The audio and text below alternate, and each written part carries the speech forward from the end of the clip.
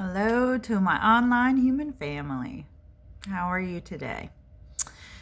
Little glimpse of the rain outside. I am really fired up to come and talk to you today about one of my big beliefs that is also, I think, taking place all over the world. So, so we are on the edge of the next stage of human evolution, I believe. And it's a evolution happening up here, but it's also happening. I'm sure we'll see the other signs of it all in all. But this evolution, this transformation in consciousness and in belief is all about how can we work together and the power of cooperation, collaboration, and community. And there's this story, I think Rumi the poet said it, but he may have not been the first, about somebody asked a person to describe what God looked like. And in the story, Rumi says, it's like there's an elephant, and the elephant, is the symbol of God in this story. And one person's touching the trunk and saying, okay, this is what God is like, long and skinny and a little bit scaly. And then another person has the tail, and they're like, yeah, God is long and skinny, but hairy. And the other one's like, no, there is no hair here. Well, yet another person has the ear and is like, y'all don't know anything what you're talking about. They did not use the word y'all in ancient Persia, I'm sure, but, the equivalent. And that person was like, y'all, it's not long and flat. It's like wide and thin. And then another person has a leg and they're just like, I don't even get what y'all are talking about. You obviously do not know God. And so from all of these different perspectives, they're all trying to describe it. None of them are recognizing that, A, they're all actually being truthful, or like their experience is real. Or they may be acknowledging that their own experience is real, but not that the experiences of the others are real and valid. But here's a part of that story that had never occurred to me until this morning. If all of those worked together, all of those people, they would have a greater understanding than has ever been before. And that aha moment just hit me because I've been thinking of that story lately. And I thought, okay, that's another key to the story. And that's another key to our story right now. That I think it's one of the most exciting times to be alive. I mean, it's also one of the weirdest too. If you really look around, you probably can't deny that.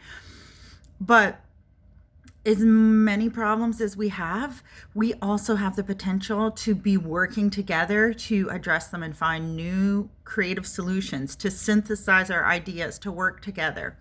And in a way, you can see all across society and all across the world the ways in which we've been dabbling with this, but we've really been focusing on it from a very physical, material way. Like the internet, even though it's virtual, it was created in a physical way. Things like ride sharing and tool sharing libraries and Uber and all of these things that are like collective ownership type situations or collective usage situations. We're dabbling with it, but we're still, I think, as humanity, not yet over the hump of really collectively, massively saying, okay, yeah, let's put our brain power all together. Let's put our heart power together and do some really cool stuff. There are movements happening all over the world and, in all of our communities that are working on this in collective ways. And I think it's one of the funnest ways to be engaged. And, it might not always feel fun when you're like, oh, yeah, I'm trying to deal with climate change, or I'm going to a Moral Monday rally, or, I'm fighting for whatever, to different so that coal ash plants can't, just do whatever they want. Maybe there are other issues that you're working on.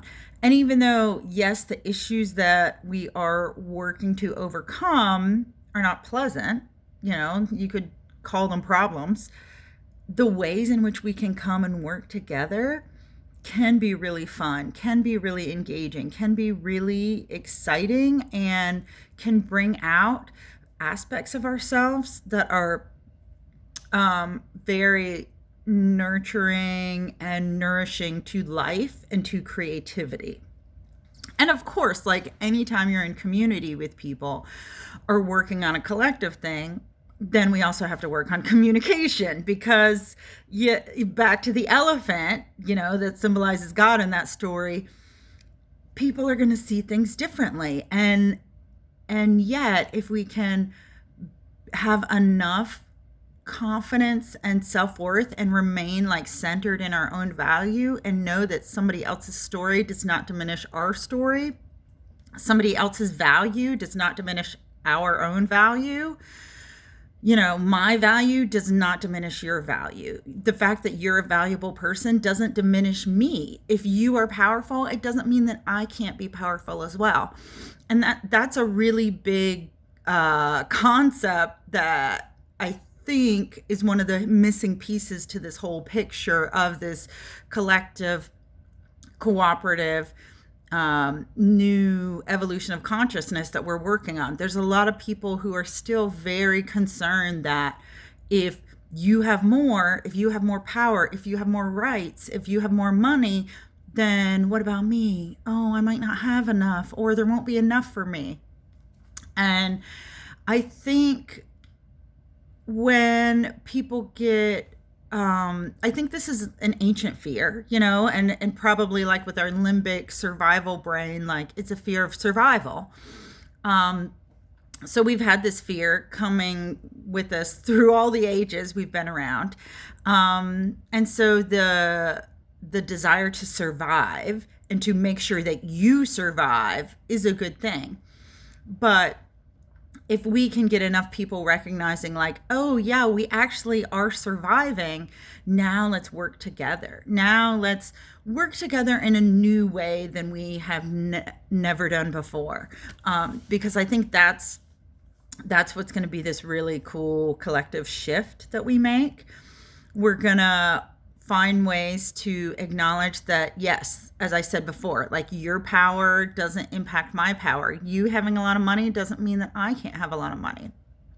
And when we worry that is the case, we're worrying about really small problems. It's almost like you're worrying about things that are so minor that if we were working together collectively, we wouldn't have to worry about that anymore.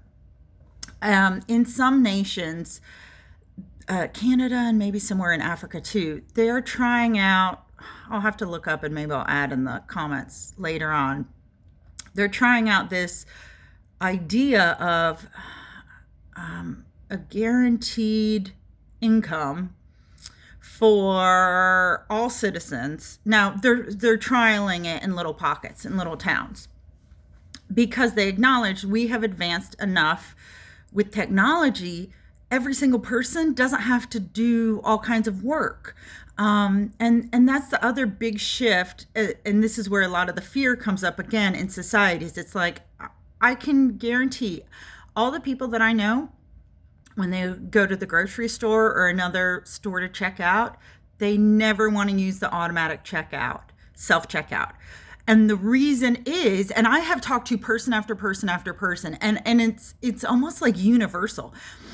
What I have heard people say again and again and again is, well, I like that someone has a job and I want to support that. And if I'm using the self-checkout lane, then it's not someone having a job, it's a computer having a job. And now, of course, people are using those lanes. And some of the time people are like, I'm in a hurry, I'll just do it. Like, that's when I'll use it, even though I tried not to. But I'll be like, I'm in a hurry. I just, or I've got 3 things and all the lines are long and the self-checkout, no one's there. And I'm like, all right, I'm doing it.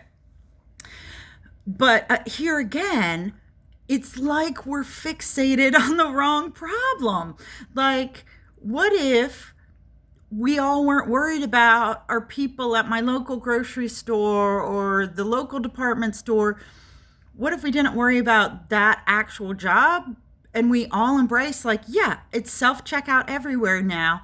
And the people who used to do those jobs have the guaranteed living income, and they get to do things like make art, come up with new recipes, run community gardens, run, I don't know, whatever cool kind of thing you can come up with.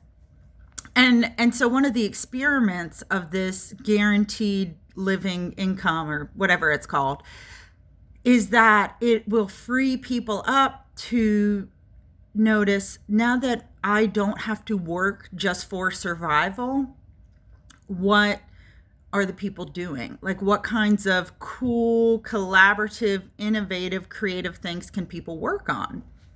And it really can open us up to a lot of things. And I don't have all the answers for where all of this is going, but I'm really excited to be in the process and to be looking and observing.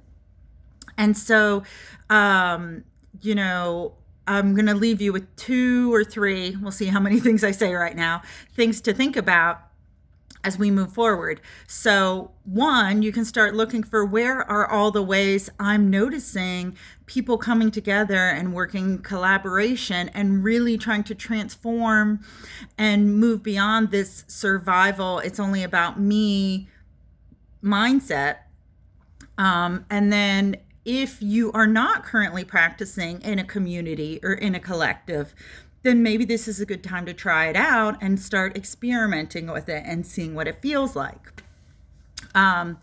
Next year, I'm hoping to run an online membership. I'm not ready for it yet. But I am going to be doing a group program and focusing on lots of really cool stuff. There will be some manifesting and goal setting in there, some learning about brain science for how that impacts your potential, some other really cool activities. Also, the community aspect of it, I think, is going to be really amazing, because you're going to get to connect with other people who are also wanting to be more courageous, to be working on something bigger than themselves, or something that's a really deep burning passion. And so I'm going to open it up to my email list first, those people who are on my email list. So if you want to get on my email list, they're going to get the first invitation to the group program, but then I'm going to advertise it more widely for other people to join for the free spots after that. Well, it's not free, it's a paid membership, but the open spots after that. And then what else was I going to say about collection and community? I just want to let you know that this is an exciting time, and that when we feel perhaps overwhelmed or disempowered or disillusioned or even existential crisis, which I know some people have personally who've gone through that. When we're feeling these things, you know, I think it's fine to feel something and let yourself express it and feel it for a period of time, 2 hours or an evening or a day. But then after that, is it really serving anyone if you keep on staying in that place, that emotional space, that mental space? And so I'm happy to help you, or there are other people who definitely want to help if you are in a space like that, to help you move through it and reconnect with, okay, what can take me out of despair? What can take me out of hopelessness? What can move me from a feeling like it doesn't mean anything and what's the point and it's all going to, you know what, anyway, to another place? Because, you know, if we all threw up our hands and we're like, well, it's all going to, you know, hell in a handbasket anyway, so I guess I'll just get as much as I can before the ship goes down. If every single person acts that way, yeah, that's what's going to happen, because we're all collectively buying into that. Or you could be one of the people like me and like many others out there who are saying, there's some things, yeah, that we need to work on, some things that we need to address, but I want to work together. I want to be finding new ways of doing things, growing as a person, growing with my community, connecting with other people who are inspired and fired up and excited for what the future is going to bring. So feel free to let me know what you thought about any of these ideas. If you want to get on my email list, I would love to have you. I email every week with inspiring and interesting action items and things you can do for your own personal growth and connecting with your own power and your courage. And it's totally free to be on my email list. So you can message me with your email if you like. And yeah, I guess that's it. I hope you have a great Friday and a great weekend. And I'll talk to you soon. Bye.